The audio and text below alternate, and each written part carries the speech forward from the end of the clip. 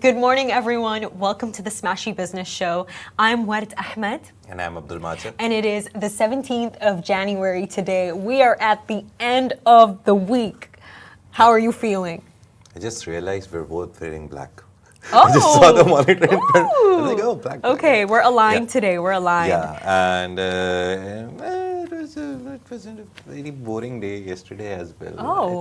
It's been a very eventful week in terms of news. Yeah. But not really in personal life.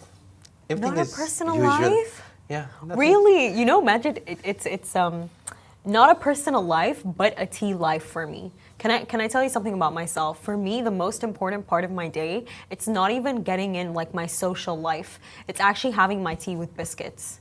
I love tea. No, I mean it. I love tea. And it's like, I know that's like such a random topic for a Friday morning, but the most, you know, when I'm at work and like I'm just craving the warmth of my home and being home with my family, you know what I'm thinking about? My cup of tea. Even yesterday, I actually went to Vox Cinema.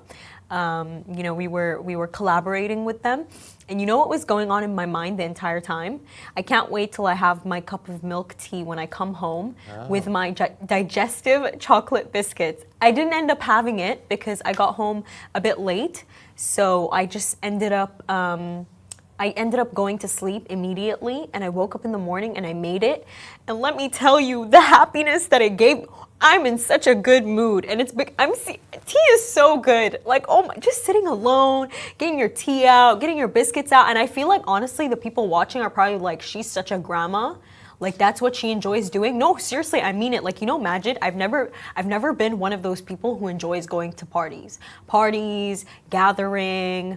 I don't enjoy that. I would much rather have my cup of tea with my digestive chocolate biscuits. And it's by the way, it's a very specific cup of tea. And it's funny because I remember I went over to my grandparents' house.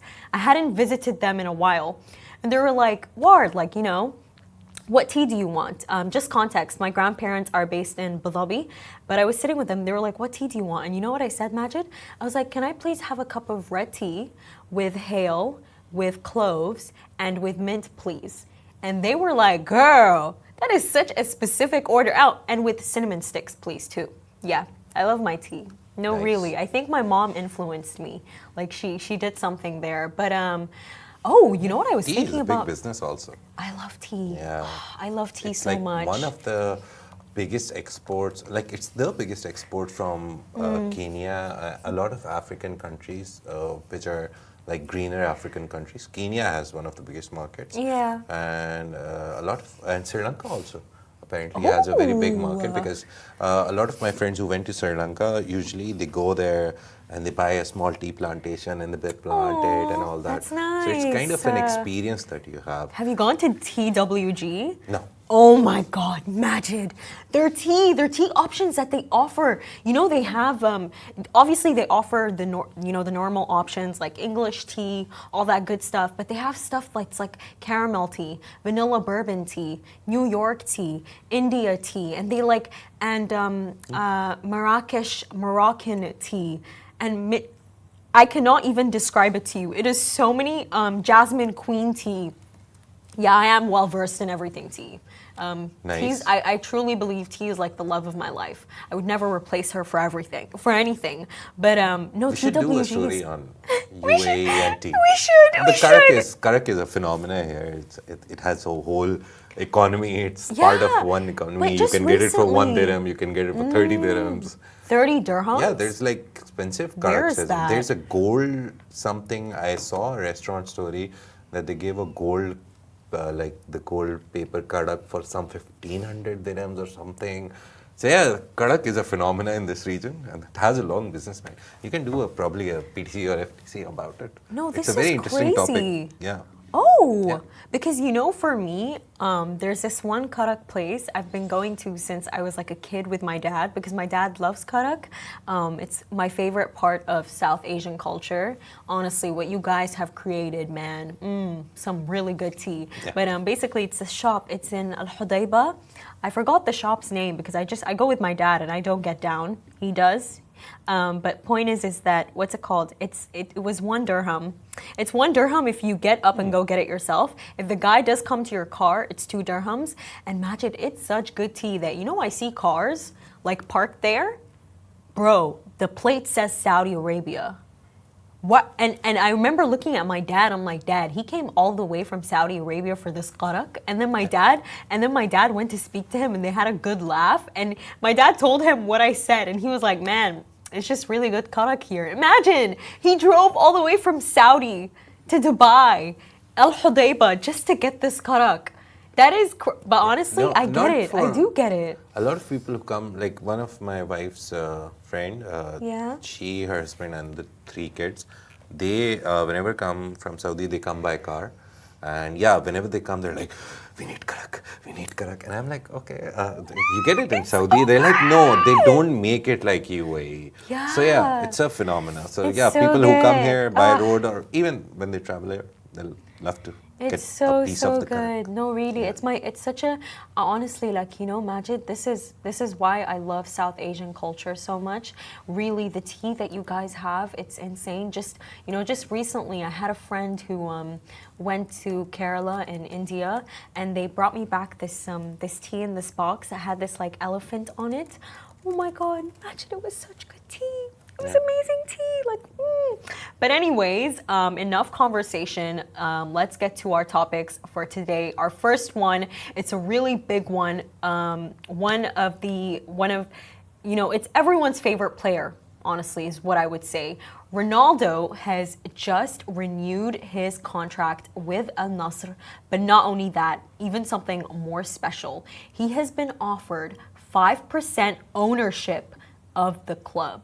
This is big news. This is crazy news in the football world. What this is telling us is that he's not going away from Saudi Arabia anytime soon. He's staying. And they are not letting him go. So they are offering him whatever they can. Obviously, they offered him a lot of money. It's 178 or 187, I forgot. But we were talking about it, and it's like 550,000 euros a day. So Wait, say that again? Yeah, $500,000 a day for the next $500,000? year. The whole contract for the year that he signed, it's $500,000 per day. Not dollars, euros per day. It's like euro is more than that. A day. Yeah. A day. So 183 million is the whole contract. Apparently, there's a Spanish publication, Marca. It's very big in football and across the board as well. And then the Mirror also reported it that the contract negotiation, he signed up for 183 million euros for the year, for 1 year that he signed the contract. And reportedly, they're also offering him 5% of the company. Obviously, see, my opinion on this is very simple. If I was such a big star as Ronaldo, and I went to a league, and that league, it was already there. The Saudi Pro League has a 50, 60-year-old history. It's not that it's just started, but Ronaldo put it on the map. So for a person who put it on the map, put it everywhere, this money is nothing. To be honest, for them paying him to stay, because if he goes, to be honest, the idea is that Ronaldo came, Saudi Pro League became bigger, all the other stars followed in his footsteps, and then if he goes away, to be honest, the media will have a field day with Saudi Pro League. That they brought the biggest star, but then the biggest star left. So that is why they'll try to do everything to keep him. And to be honest, Ronaldo right now, at this point of his career, where he's nearing his end, like it's like 2 or 3 more years where he'll play, he will go into business. He wants to become a football owner. Manager, I don't think. He most probably will own a club.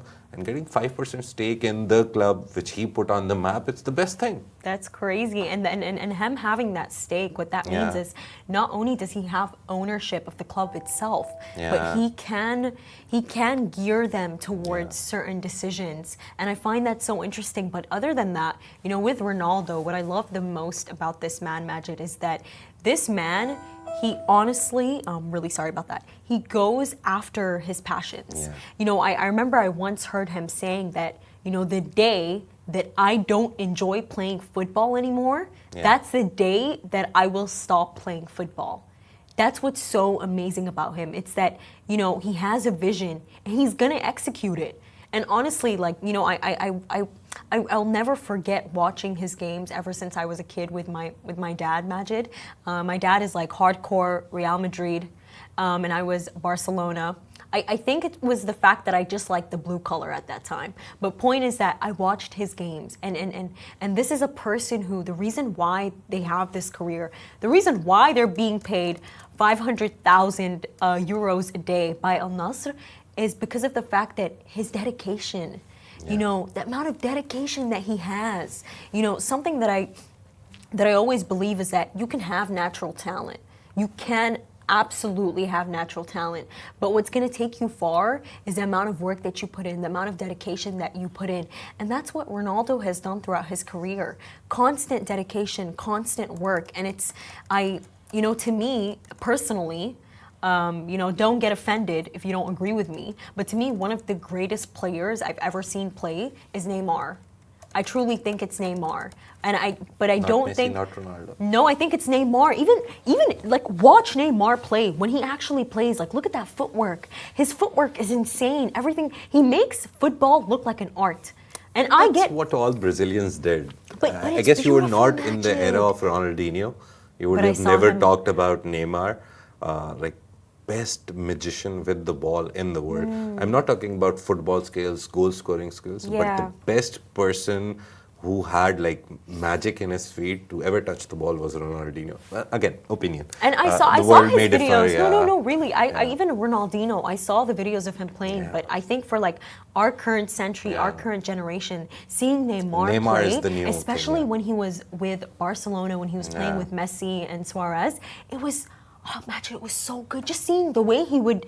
It was crazy. I have no description for it. To me, it was personally art. But I think with Neymar, you know what happened? I think it was the fact that he's just a natural talent. Yeah. To me, Neymar is a natural talent, and although he has had such a great career, no, really, he's had such a great career and it's been successful. Yeah. I still think he never reached his full potential. Yeah. Because to me, he could have earned the title of best player in the world. But I think the reason why Ronaldo overtook him in that sense is because of his discipline, because of his rigor. Ronaldo, he's Hard so work. disciplined. He's so disciplined. I mean, come on. They offered him 5% stake. And by the way, he didn't buy it. You know, Majid just told me this. He didn't buy that 5% stake. Al Nassr offered him that 5% stake. So for him to, you know, receive such an accomplishment, I mean, wow. That speaks a lot about him. That's the main thing. See, if you, we were all also talking about in the morning that sometimes some founders are bigger than the product that they create, and sometimes the products are bigger than the founder, and sometimes, very rarely, it happens that both of them become the biggest thing. For example, Steve Jobs and Apple, same category. Apple is one of the biggest products in the last Yeah. 40 years, whatever we've seen Yeah. whenever it started. And Steve Jobs is one of the persons, like most revered businessman, marketing person, salesperson, the idea person we've seen. So very rarely it happens. With Ronaldo, the thing is that Al Nassr has a history. In Saudi Arabia, Al Nassr has a history. Al Ittihad, Al Hilal, all the big 5, Yeah. 6 clubs, they have history. So they are already a product in Saudi Arabia. Yeah. But Ronaldo came and made them global, international products. Now that everyone starts looking at them. So for me, it's a very good combination. And I don't think he is leaving. That's the main He's idea I definitely get. not leaving. Even if he wants to leave, they will create an environment, a very good environment. Likewise, 5% stake, this, that. Most probably he'll get a stake in the whole league as well. Or maybe he gets a big position in the league. Or maybe he gets something. They will keep him because, trust me, he was the guy who opened the door. So if he leaves, Trust me, the whole media world, they want to find a reason to bash Saudi Arabia or the Middle Yeah. Eastern countries. Of course. They'll use human rights records, they'll use terms like sports washing, greenwashing, this washing, that washing. Their own countries are doing it. But for our Middle Eastern countries, they'll always try to lead with that idea. So Ronaldo leaving is like Saudi Pro Yeah. League going back to the old days where no one cares about it. Our Middle Eastern Apart countries. from the Saudis. Saudis love their football. So that's the main thing. That is why they But Majid, just, want him to stay. Just like putting the the league aside, him choosing to stay in Saudi. I Yeah. mean, it's not just a win for them, but it's a win for him too. I mean, we're seeing what's happening in Saudi. 2034, they're gonna have the World Cup. They have the upcoming Neom project, which will hopefully be completed. That's worth over $1 trillion. I mean, Saudi has become a gold mine, and it's a gold mine in everything. Yeah. It's a gold mine in sports, in infrastructure projects, in oil. They have Saudi Aramco, the largest oil exporter. I mean, it's such a smart decision on his part too, and not just that. I think Al Nassr, the decisions that they've been making. I mean, you make such a valid point of saying that he opened the door for them, but in the end of the day, it's all about the decisions that Al Nassr has made. Al Nassr, they chose Ronaldo. That's an amazing decision. But just very recently too, they actually appointed a new CEO. His name is Majid Al Jaman, who actually used to play for Al Nassr from 1988 to 1994, I believe. But the reason why I speak of this new CEO that they've appointed is because of the fact that he's actually had really big roles in Saudi Arabia. He used to be an advisor for Saudi Arabia's public investment fund, Majid, and he also used to be the CEO of the Saudi Gulf Federation. And even more interesting, he was also a part of Gulf Saudi, and he was a part of Live. So it's they're bringing experienced people in. They're making really smart decisions, and I think that's what's so amazing. Because who I'm feeling really bad for right now though, Al Hilal. I feel really bad for them. Imagine the decision that they made was that they took in Neymar. But look at this. Neymar only plays for 42 minutes and receives over $100 million. Imagine you take a player, they play for 42 minutes, they get injured, and you give them over $100 million. And if you break the contract, what happens? You're gonna pay them more. So I think in this case, when you take a look at the Saudi clubs, I think that's why Al Nassr is so lucky. Not only did they choose an international player that is so dear to so many people's hearts, but they chose an international player that is disciplined, that is reliable. And No, Neymar, the only thing I can say about him, he's never been consistent. I never liked him because of that fact. Ronaldo, everyone loves him for the hard work he's put in. And Messi, born with talent. So the main idea, again, is don't let Ronaldo go. Even if you have to offer the full club to him, tell him to buy something also. 5% we give to you, 5% buy it, become a board member of the club. So mainly, see, the idea is the Saudi Pro League is business. Sports is business. Saudi Pro League is business. PIF came in when Ronaldo came in. They took care of the 5 clubs. Now PIF backed 5 clubs are doing good. Obviously, that's also the good part. Other clubs are trying to live up to the expectations as well. The league will grow, is growing. The only thing that I find interesting or I'm looking forward to is who will come and join Ronaldo for this year of football. He wants good teammates because he wants to win the cup at least once.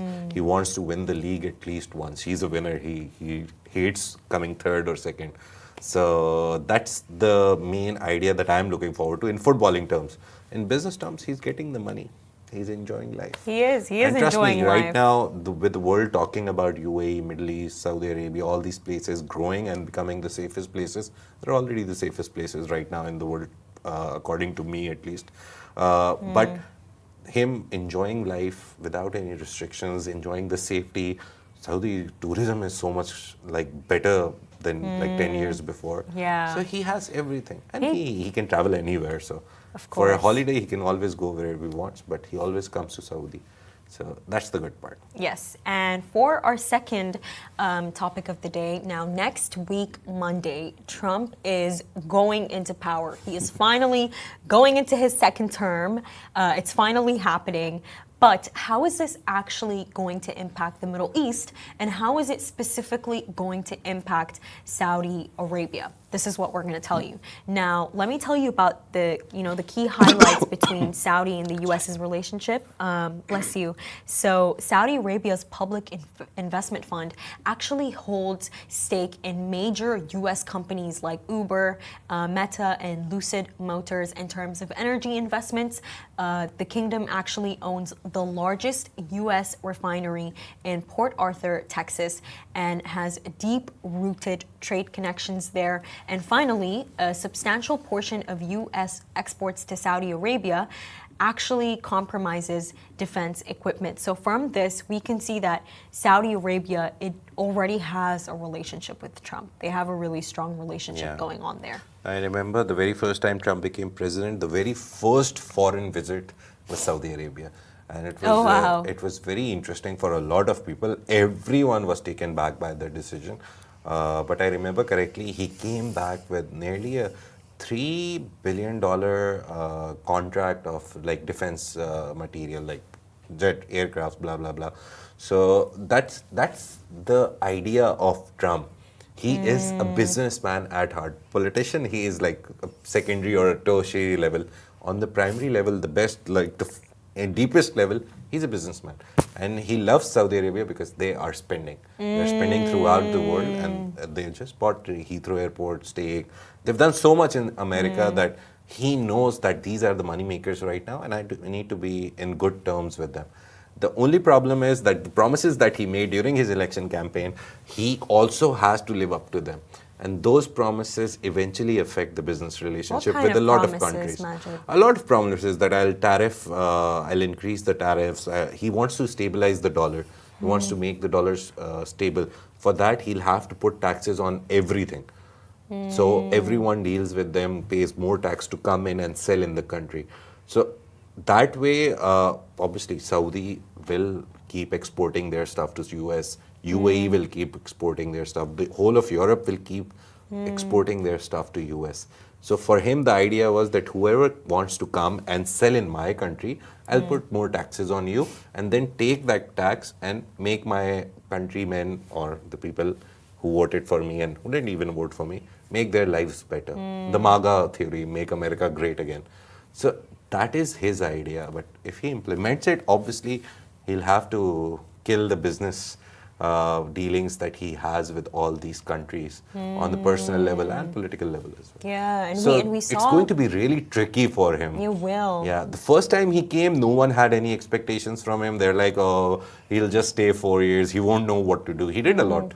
But then he left, and now this time, everyone is looking at him, and they're like, okay, what will you do this time? You're right. And you know what? He has to tread really carefully with Middle Eastern leaders, especially because of what we saw happened with Qatar.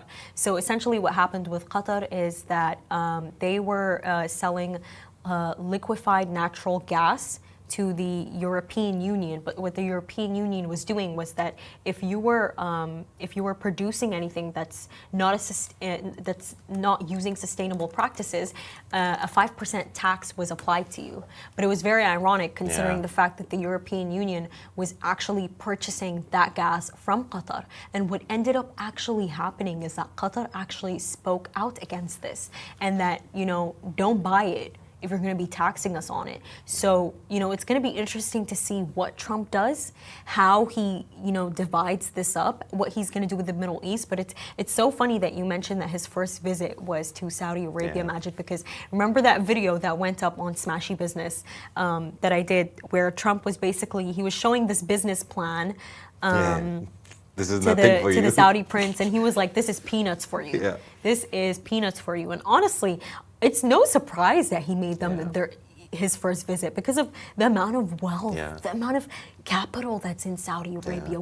I swear, Majid, when you really deep it, like me and my friends were talking about it yesterday, like Saudi Arabian money, that's a different kind of wealth. But anyways, for our last topic of the day, the Saudi Central Bank has just announced a partnership with Google, and they're going to be launching Google Pay in Saudi Arabia in 2025. Now, I see this topic as no surprise because just recently in the FII 8 summit in Riyadh, we saw how many tech leaders from the US came to Saudi Arabia. Apple CEO Tim Cook, the Facebook CEO, she was there. They were all there. Yeah. So, and even next year, we are in this year. We are in 2025. So I'm still living in 2024, by the way. So this year, actually, TikTok is going to open its regional headquarters in Saudi Arabia. So a lot of these tech giants, they're coming there and they're seeing the opportunity there. And I see that as no surprise whatsoever.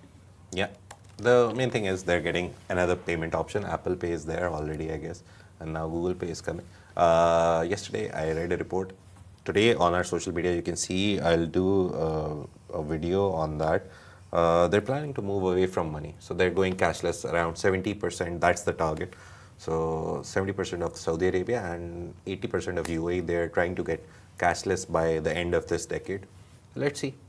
Let's see what happens.